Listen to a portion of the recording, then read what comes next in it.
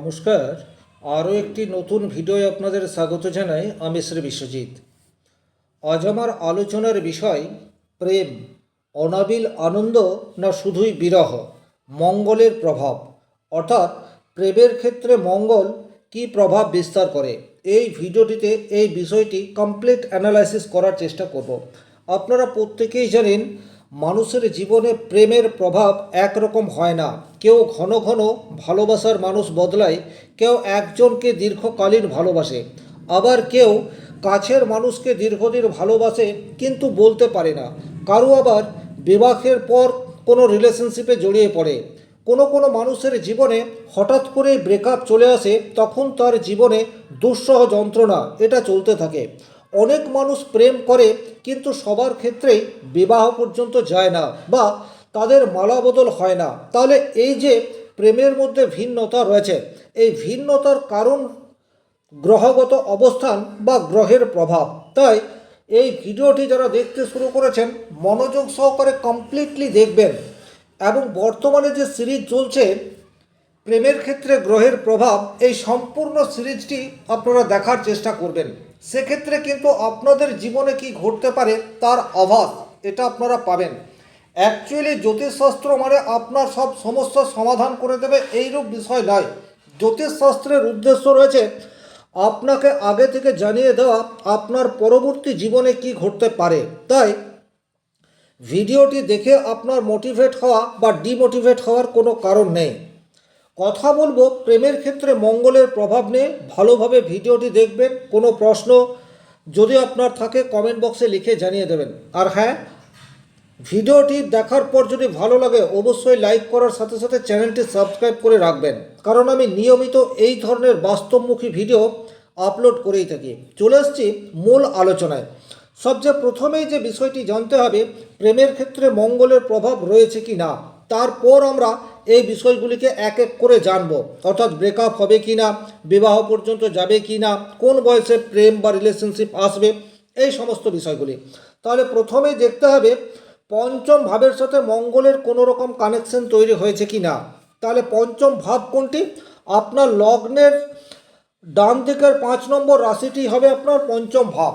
লগ্ন আপনার যাই হোক, মেষ থেকে মীন পর্যন্ত 5 নম্বর ভাব থেকেই আমরা প্রেমের বিচার করি। তাহলে এই 5 নম্বর ভাবে যদি মঙ্গল অবস্থান করে সেক্ষেত্রে মঙ্গলের প্রভাব প্রেমের ক্ষেত্রে রয়েছে।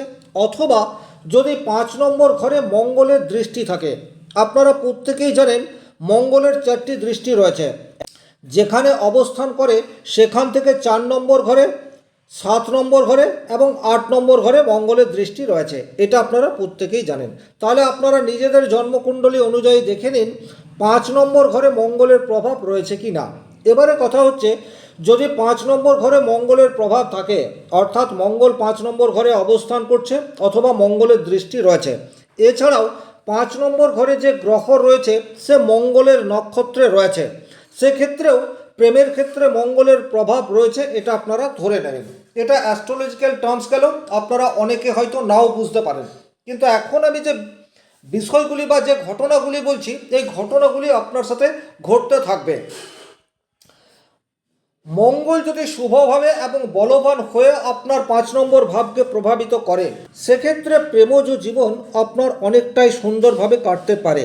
অর্থাৎ মঙ্গল শক্তিশালী এবং মঙ্গল পাপপীড়িত নয়। এইরূপ পরিস্থিতিতে যদি আপনার পঞ্চমভাবে মঙ্গলের দৃষ্টি বা মঙ্গল অবস্থান করছে, আপনার জীবনে প্রেম আসবে এবং সেই প্রেম অনেকটা সুখের হবে এবং পরস্পরের প্রতি যে বন্ডিং এই বিষয়টি থাকবে। তবে এখানে আপনাকে একটু সতর্কতা অবলম্বন করতে হবে। কীরূপ? মঙ্গল হচ্ছে অ্যাগ্রেসিভের কারক গ্রহ। হঠাৎ করে রেগে যাওয়া, উগ্রতা, এই সমস্ত বিষয় কিন্তু আপনাদের মধুর সম্পর্ককে জটিল করে তুলতে পারে। তাহলে কথা বলার সময় এই বিষয়টি আপনাদেরকে একটু খেয়াল করতে হবে। উগ্রতা এই বিষয়টিকে যদি আপনারা প্রশ্রয় না দেন সেক্ষেত্রে শুভ মঙ্গল প্রেমজ লাইফে ভালো রেজাল্ট এটা দিয়ে থাকে। এবং অনেক ক্ষেত্রেই দেখা যায় যদি সেই মঙ্গল সপ্তম ভাবের সাথে কানেকশন তৈরি করে বা একাদশ ভাবের সাথে কানেকশন তৈরি করে সেক্ষেত্রে কিন্তু তাদের প্রেম বিবাহ হওয়ার সম্ভাবনা এটা অধিকতর দেখা যায়। কারণ মঙ্গলের মধ্যে রয়েছে সাহস। তাই কাছের মানুষকে পাওয়ার তীব্র আকাঙ্ক্ষা এবং তাকে পাওয়ার জন্য যে চেষ্টা বা যে উদ্যম প্রয়োজন, সেই উদ্যমের অভাব মঙ্গল পঞ্চমভাবে থাকলে হয় না। তাই শুভ মঙ্গল অবশ্যই প্রেম বিবাহ বা লাভ ম্যারেজের জন্য অত্যন্ত সুখকর, এ বিষয়ে কোনো ডাউট নেই। তবে আপনাকে কানেকশন খুঁজতে হবে পঞ্চম, সপ্তম এবং একাদশ। এই কানেকশন তৈরি হলেই কিন্তু আপনার লাভ ম্যারেজ এই বিষয়টি হয়ে যেতে পারে। তো সবার ক্ষেত্রে এইরূপ ঘটনা ঘটে না। বাকি যে পয়েন্টগুলো রয়েছে অর্থাৎ ব্রেকআপ, যদি মঙ্গল অশুভ হয়, পঞ্চমভাবে মঙ্গলের প্রভাব রয়েছে কিন্তু সেই মঙ্গল অনেকটা দুর্বল বা মঙ্গলের সঙ্গে শনি, রাহু, কেতু এই সমস্ত গ্রহ অবস্থান করছে বা দেখছে, সেক্ষেত্রে কিন্তু ব্রেকআপ এই বিষয়টি চলে আসতে পারে। আর এই ব্রেকআপের কারণ হিসেবে অবশ্যই আপনার উগ্রতা, এই বিষয়টি সবচেয়ে বেশি প্রায়োরিটি পেতে থাকবে। যদি মঙ্গল অষ্টম ভাবের সাথে সম্পর্ক তৈরি করে দেয়, এই জায়গাটা কিন্তু খুব ভালোভাবে বুঝবেন। পঞ্চমের সাথে মঙ্গলের একটা কানেকশন রয়েছে, আবার অষ্টমের সাথেও কানেকশন তৈরি হয়ে রয়েছে, তখন কিন্তু প্রেমের মধ্যে যৌনতা বা ফিজিক্যাল রিলেশনশিপ এই বিষয়টি চলে আসবে।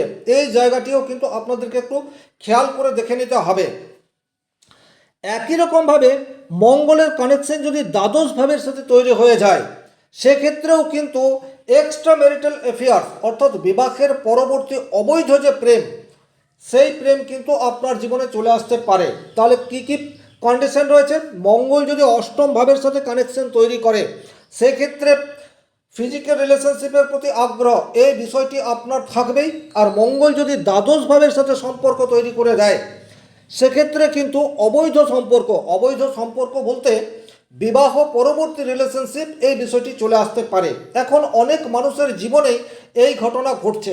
আজকের তারিখে সোশ্যাল মিডিয়ার ইনফ্লুয়েন্স বলুন বা প্রবল নারী স্বাধীনতা বলুন, আজকের তারিখে কিন্তু সাধারণ রিলেশনশিপ এটা ম্যাক্সিমাম ক্ষেত্রে হয়ে থাকছে, এবং অবৈধ রিলেশন অর্থাৎ এক্সট্রা ম্যারিটাল অ্যাফেয়ার্স এটিও কিন্তু অনেক সুখী পরিবারের অসুখের কারণ হয়ে দেখা দিচ্ছে। তো এইরূপ পরিস্থিতি যদি আপনার রয়েছে বা আপনার লাইফ পার্টনারের রয়েছে, সেক্ষেত্রে কিন্তু তার বাচ্চা রেকটিফিকেশন করে তাকে সেই পথ থেকে ফিরিয়ে আনা সম্ভবপর হয়। তো এই জায়গাটি কিন্তু আপনাদেরকে খুব ভালোভাবে দেখতে হবে।